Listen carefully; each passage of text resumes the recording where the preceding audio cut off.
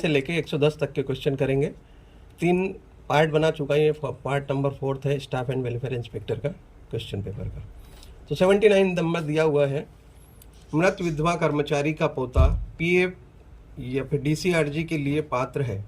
Grand son of the deceased widow employee is eligible for PF and DCRG. तो true दिया हुआ है, false दिया हुआ है, provided the son of the employee is not alive, और इनमें से कोई नहीं। तो इसमें दोस्तों ये है कि अगर मान लो यहाँ पर ये ग्रैंड सन की बात कर रहा है, तो ग्रैंड सन हो गया मतलब उसका पोता। तो अगर उसका बेटा अगर एम्प्लॉय है और उसका अगर बेटा जीवित है तो बेटे का ऑब्वियसली बेटे को जाएगा, लेकिन अगर उसका बेटा जीवित नहीं है तो ग्रैंड सन को चला जाएगा। तो ये इसका आंसर आ जाएगा C, provided the son of the employee is not alive.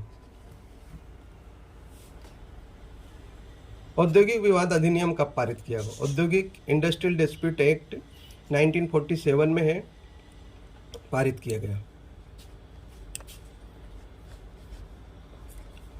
न्यूनतम वेतन अधिनियम के प्रयोजन के लिए उपयुक्त सरकार का अर्थ है, गवर्नमेंट का अर्थ मतलब क्या मतलब है?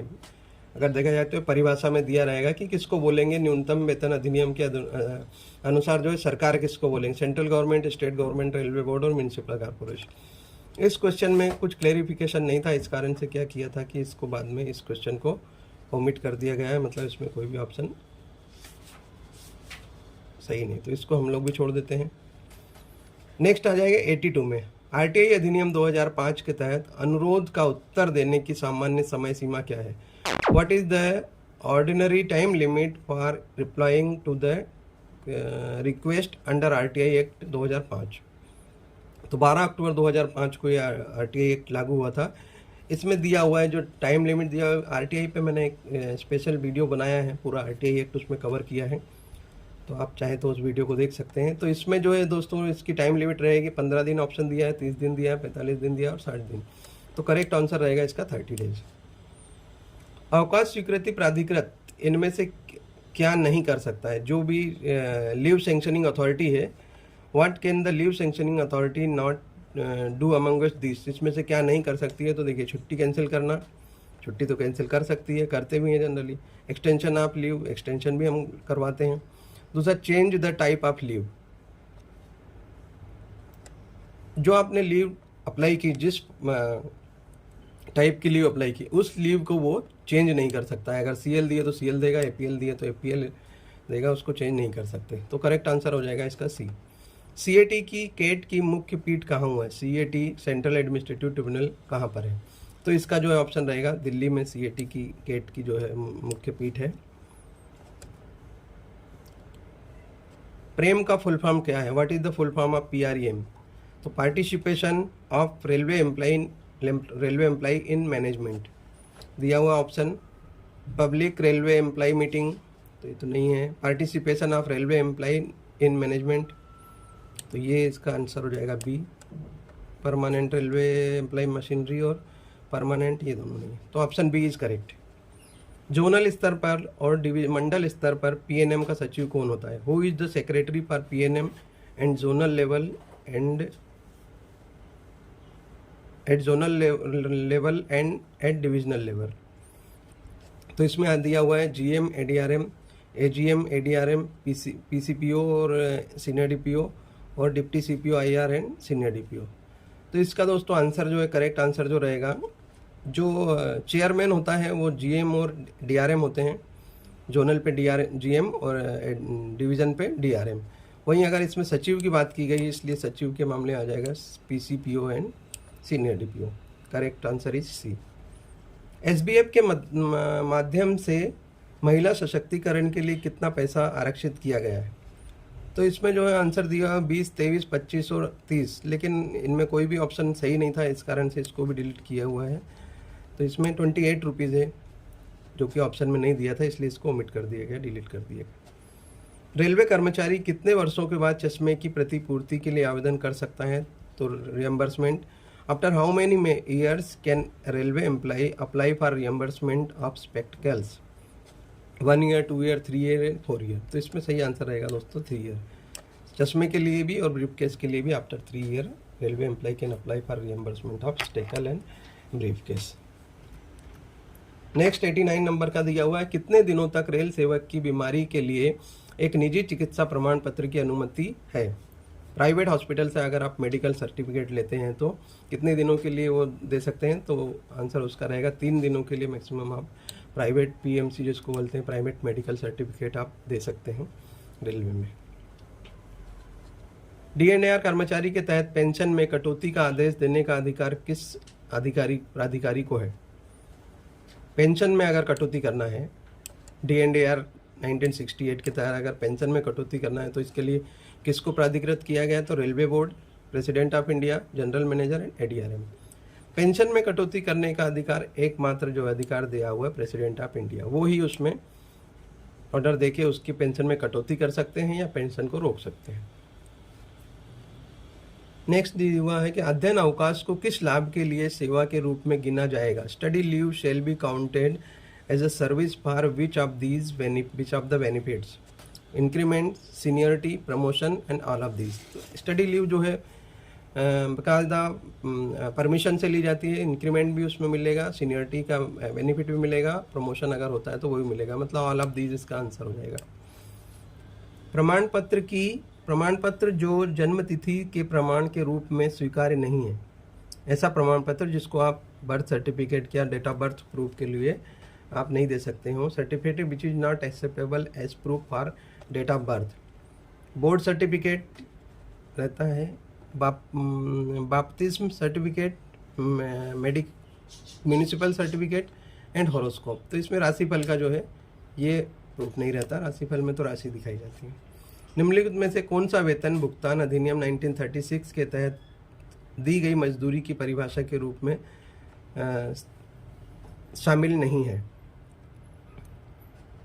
Which of these is not included under the definition of wages given under the Payment of Wages Act 1936? Wages and payment and wages 1936 में जो है डेफिनेशन रूल नंबर 2 में जो डेफिनेशन दी गई है उनमें ग्रेजुटी के बारे में नहीं दिया गया है, बाकी बेसिक वेजेस दिया हुआ है, महंगाई भत्ते के बारे में दिया, इंसेंटिव के बारे में। तो करेक्ट आंसर रहेगा इसका सी, ए। ग्रेजुटी का उसमें डेफिनेशन नहीं दी हुई है। महिला कर्मचारी के बच्चों के लिए क्रेच की व्यवस्था के लिए एक कारखाना में कितनी महिलाओं को नियोजित किया जाना चाहिए? How many women should be employed in a factory for provision of creches for children of women employee? 60, 50, 40 और 30। तो इसमें 30 महिलाएं कम से कम होना चाहिए, तब आप क्रेचेस के लिए उसमें फैसिलिटी दे सकते हैं। आरडीएसओ किस स्थान पर है? तो आरडीएसओ जी located at RDSO definitely Lucknow में है। कार्यभार ग्रहण करने के दौरान एक रेल सेवक को किस लागू दर पर एचआरए का हकदार होगा? During joining time railway servant shall be entire to HRA at the rate of applicable to. Old station पे जो एचआरए मिलता था वो, न्यू स्टेशन पे जो मिलता था वो, average of the old and new and none of these. तो जब रेल जो ज्वाइनिंग टाइम दिया जाता है उसको पुराने स्टेशन पे ही उसके एचआरए के हिसाब से कैलकुलेट किया जाता है, क्योंकि ये माना जाता है कि वो पुराने स्टेशन से ही यहाँ शिफ्ट होगा तो उसी के लिए उसको टाइम चाहिए, तो ये दिया जाता है ओल्ड स्टेशन वाला। 97 दिया हुआ है, रेल सेवा आचरण नियम 1966 के नियम 3 का 1 का 2 के तहत क्या उल्लेख किया गया है? What is the mention under the rule number 3 का 1 up two of railway service conduct rule 1966? इसमें 3 का 1 का 2 जो दिया हुआ दोस्तों, maintain absolute integrity, maintain devotion to the duty and do nothing which is unbecoming the railway servant and none of these. तो इसमें आ जाएगा ये जो है 2 नंबर का है, ये 3 का 1 का ये 3 है, ठीक है, और 1 नंबर इसमें दिया मेंटेन एब्सोल्यूट इंटीग्रिटी, पूर्ण अखंडता बनाए रहेगा, ये नहीं रहेगा। तो इसमें से सही आंसर जो हो जाएगा 2 नंबर का maintain devotion to the duty, इसको मैं करेक्ट कर देता हूँ। 98 दिया हुआ है, डीएनएआर के तहत अनिवार्य सेवानिवृत्ति सेवा से हटाए और बर्खास्तगी में जुर्माना लगाने के लिए कौन सक्षम प्राधिकारी है? Who is the competent to impose the penalty for compulsory retirement, removal and dismissal from service under DNAR 1968. Controlling officer, appointing authority, immediate supervisor and none of these. तो इसमें जो जिस पोस्ट से उसको सेवानिवृत्त किया गया है, हटाया गया है, डिसमिसल किया गया, उस पोस्ट के लिए जो भी अपॉइंटिंग अथॉरिटी रहेगा वो उसके लिए कॉम्पिटेंट रहेगा। 98 हो चुके। 99 नंबर देख लेते हैं कि रेल कर्मचारी की मृत्यु के मामले में लंबित DNAR मामले को कैसे निपटाया जाता है। How is the pending DNAR cases dealt in case of death of the railway employ. बंद किया जाना चाहिए, जारी रखना चाहिए, अंतिम रूप दिया जाना चाहिए, रेलवे बोर्ड को भेजना चाहिए, GM को भेजा जाना चाहिए। तो इसको जो है क्लोज कर दिया जाता है। अगर रेलवे एम्प्लॉय की डेथ हो गई है तो कुछ भी केस हो किसी भी स्टेज पर उसको क्लोज कर देते हैं। किन परिस्थितियों में अनुकंपा आधार पर नियुक्ति स्वीकार्य नहीं है। Under which circumstances compassionate ground appointment is not considerable, not admissible. तो मृत या चिकित्सा के सक्षम मृत चिकित्सकीय रूप में अक्षम अगर हो गया तो, मेडिकली डिकेटेगराइज हो गया तो, सुसाइड हुआ तो, मिसिंग हुआ तो, या फिर चिकित्सकीय रूप से विवर्गीकृत घोषित किए जाने पर 5 वर्ष से कम की सेवा रह गई हो। Medically decategorized with less than 5 year service left. तो ये आंसर हो जाएगा इसका उसके लिए। बाकी इन तीनों केसेस में तो उसको CJ अपॉइंटमेंट मिलेगा। अब आ जाते हैं 101 से, जहाँ पर हिंदी के क्वेश्चन चालू हो जाते हैं। हिंदी भाषा को राजभाषा के तौर पर स्वीकार किया गया है तो 14 सितंबर 1949, आई थिंक सभी लोग जानते हैं। किस राज्य में राजभाषा अधिनियम 1963 लागू नहीं है। 1963 राजभाषा अधिनियम जो है तमिलनाडु को छोड़कर बाकी ऑल इंडिया में लागू है, तो इसका सही आंसर हो जाएगा तमिलनाडु। स्टेशनों के नाम में रेलवे के स्टेशनों के नाम के बोर्ड पर सबसे ऊपर किस भाषा में स्टेशन का नाम लिखा जाता है। तो सबसे ऊपर जो लिखा जाता है वो रीजनल लैंग्वेज जो रहेगी उसमें लिखा जाएगा, फिर इंग्लिश रहेगा और उसके बाद में रीजनल, फिर इंग्लिश, हिंदी, फिर इंग्लिश लास्ट में आता है। महाराष्ट्र राजभाषा अधिनियम 1976 के अनुसार किस क्षेत्र में आता है।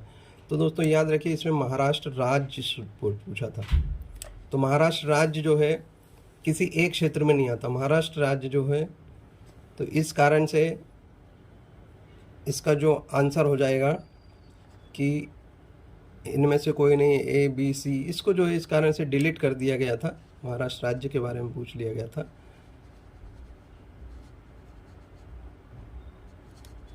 A, B और C।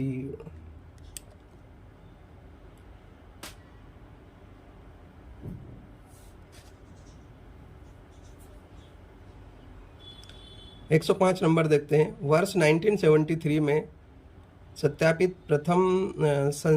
स्थापित प्रथम रेलवे हिंदी सलाहकार समिति की अध्यक्षता किसके द्वारा की गई। First railway Hindi advisory committee set up in the year 1973 was presided by Pandit Kamlapati Tripathi, Lalit Narayan Mishra, Govind Vallabh Pant और जवाहरलाल नेहरू। तो ये ललित नारायण मिश्र आ जाएगा इसका आंसर। राजभाषा अधिनियम के तहत देश को कितने क्षेत्र में बांटा गया है। भारत देश को कितने क्षेत्र में बांटा गया है। तो इसका सही आंसर है 3 क्षेत्र में, क, ख और ग। कानून कहानी संग्रह के लिए लेखकों और उपन्यास लेखकों के लिए कौन सी पुरस्कार योजना शुरू की गई। Which award scheme has been introduced to writer for stories collection and novel पुरस्कार के लिए। तो ये नोवेल और स्टोरीज के मामले में तो मुंशी प्रेमचंद ही फेमस हैं, उन्हीं का चलता है, तो इसका करेक्ट आंसर हो जाएगा मुंशी प्रेमचंद।